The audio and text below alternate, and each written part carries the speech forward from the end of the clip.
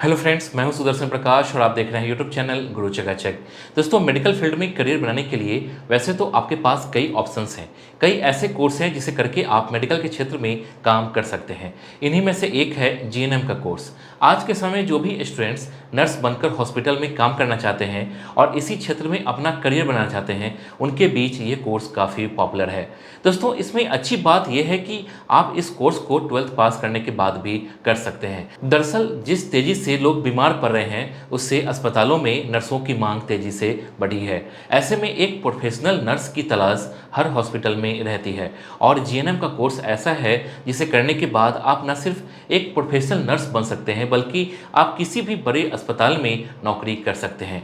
दोस्तों, आज के वीडियो में हम जीएनएम कोर्स से जुड़ी वो तमाम बातें जानेंगे जिससे आपको इस कोर्स को करने में काफ़ी हेल्प मिलेगी। तो वीडियो की शुरुआत करें उससे पहले जीएनएम कोर्स से जुड़े उन पॉइंट्स को नोट कर लीजिए जिस पर इस वीडियो में हम आगे डिटेल से बात करने वाले हैं। जैसे जीएनएम कोर्स क्या है, जीएनएम का काम क्या होता है, एडमिशन के लिए क्वालिफिकेशन क्या चाहिए, एज लिमिट कितनी होती है, कोर्स की फ़ी कितनी है, एडमिशन कैसे लें, कितने साल का कोर्स होता है, सिलेबस क्या होता है, कोर्स कौन कर सकता है और लास्ट में सैलरी कितनी मिलती है। तो दोस्तों, अगर आप भी जीएनएम का कोर्स करना चाहते हैं और मेडिकल के फील्ड में नर्स बनकर अपना करियर बनाना चाहते हैं, तो आपको ये वीडियो अंत तक देखना चाहिए। तो चलिए वीडियो की शुरुआत अपने पहले पॉइंट से करते हैं और जानते हैं जीएनएम कोर्स क्या है। दोस्तों, अगर आप नर्स बनकर मेडिकल क्षेत्र में अपना करियर बनाना चाहते हैं तो जीएनएम का कोर्स आपके लिए सबसे बेहतर है। दोस्तों, जीएनएम का मतलब होता है जनरल नर्सिंग एंड मिडवाइफरी। दोस्तों, आज के समय में जो भी नर्स बनना चाहते हैं उनके लिए ये कोर्स सबसे अच्छा होता है।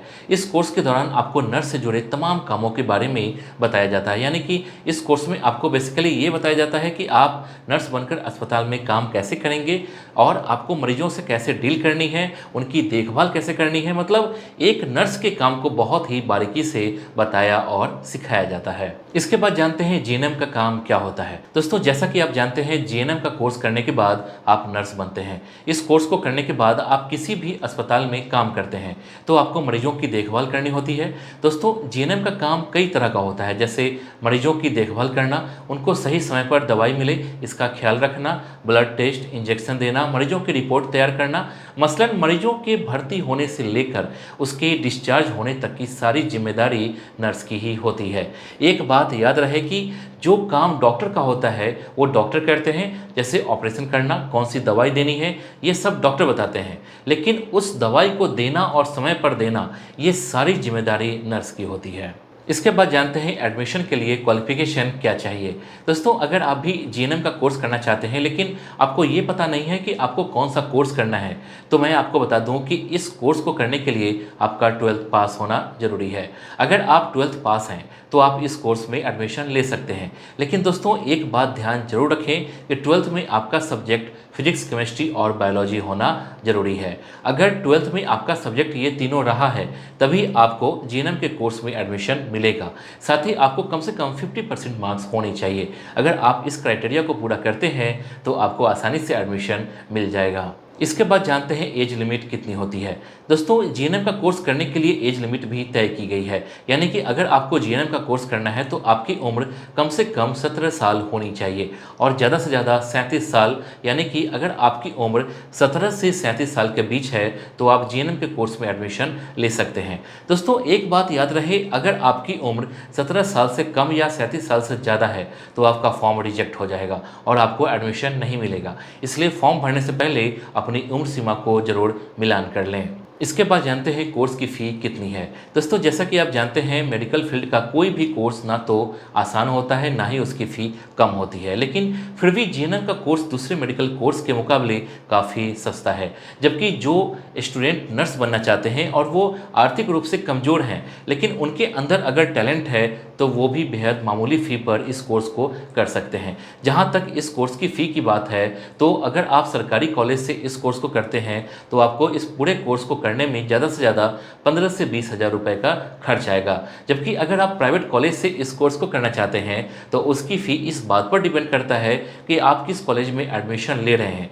कई कॉलेज ऐसे भी होते हैं जो इस कोर्स को करने में लाखों रुपए फ़ी लेते हैं। वैसे एक अनुमान के मुताबिक प्राइवेट कॉलेज से इस कोर्स को करने की फ़ी 50,000 से लेकर 1 लाख रुपए तक लग सकते हैं। इसके बाद जानते हैं एडमिशन कैसे लें। दोस्तों अगर आप जीएनएम का कोर्स करना चाहते हैं लेकिन आपको ये पता नहीं है कि इस कोर्स में एडमिशन कैसे लें, तो आपको घबराने की ज़रूरत नहीं है। दरअसल हमारे देश में कई प्राइवेट और सरकारी कॉलेज हैं जहां से इस कोर्स को कर सकते हैं।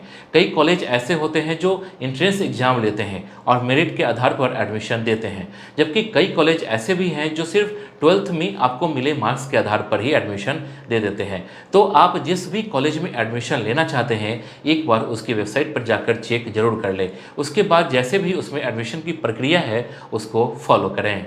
इसके बाद जानते हैं कितने साल का कोर्स होता है।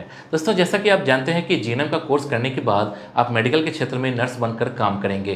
तो दोस्तों नर्स बनना आसान नहीं होता है, इसके लिए बहुत सारी जानकारी और बहुत पेशेंस की ज़रूरत होती है, जिसे सीखने में आपको काफ़ी वक्त लगता है। वैसे इस कोर्स को करने में 3 साल का वक्त लगता है, यानी कि इस कोर्स को 3 साल में पूरा किया जाता है। इसके बाद जानते हैं सिलेबस क्या होता है। दोस्तों जैसा कि आप जानते हैं कि इस कोर्स को करने में 3 साल का वक्त लगता है, तो तीनों साल में आपको अलग अलग सिलेबस की पढ़ाई कराई जाती है। तो चलिए तीनों साल के अलग अलग सिलेबस के बारे में जान लेते हैं। अगर पहले साल के सिलेबस की बात करें तो इसमें आपको anatomy and physiology, microbiology, fundamentals of nursing, first aid, community health nursing, health education, nutrition, personal and environmental hygiene, psychology, sociology. जबकि दूसरे साल में आपको मेडिकल सर्जिकल नर्सिंग, फार्माकोलॉजी, साइकास्टिक नर्सिंग, वहीं तीसरे और आखिरी साल में आपको paediatric nursing, advance community health nursing, midwifery and gynaecology.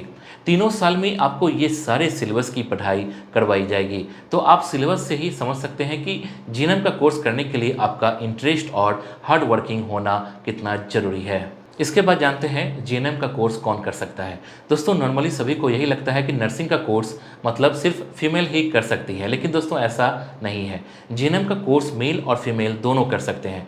जब आप अस्पताल जाते हैं आपने देखा होगा कि वहाँ नर्स मेल और फीमेल दोनों होते हैं। हाँ ये जरूर है कि इसमें ज़्यादातर महिलाएं ही होती हैं, लेकिन मेल नर्स की भी कमी नहीं है। बड़े से बड़े हॉस्पिटल में मेल और फीमेल दोनों नर्स होते हैं। तो दोस्तों इस कोर्स को मेल और फीमेल दोनों कर सकते हैं। इसके बाद जानते हैं लास्ट में सैलरी कितनी मिलती है। दोस्तों आप चाहे किसी भी नौकरी की तैयारी करें, उसमें सबसे अहम होता है सैलरी। हर इंसान जानना चाहता है कि वो जिस नौकरी को करने जा रहा है उसमें उसे सैलरी कितनी मिलेगी। तो दोस्तों अगर एक जीएनएम की सैलरी की बात करें तो इसमें आपको सैलरी कितनी मिलेगी ये कई बार हॉस्पिटल पर भी डिपेंड करता है कि आप किस हॉस्पिटल में काम कर रहे हैं। वैसे एक अनुमान के मुताबिक एक जीएनएम की शुरुआती सैलरी 25 से 30 हज़ार रुपये प्रति महीने की होती है। फिर जैसे जैसे आपका एक्सपीरियंस बढ़ेगा आपकी सैलरी भी बढ़ेगी। दोस्तों कई नर्स ऐसे भी होते हैं जिनको महीने की सैलरी 70 से 80 हज़ार रुपये तक होती है। तो दोस्तों इस वीडियो के लिए बस इतना ही। उम्मीद करता हूं कि आपको ये वीडियो पसंद आई होगी। आपको नेक्स्ट वीडियो किस टॉपिक पर चाहिए आप हमें कमेंट कर बता सकते हैं।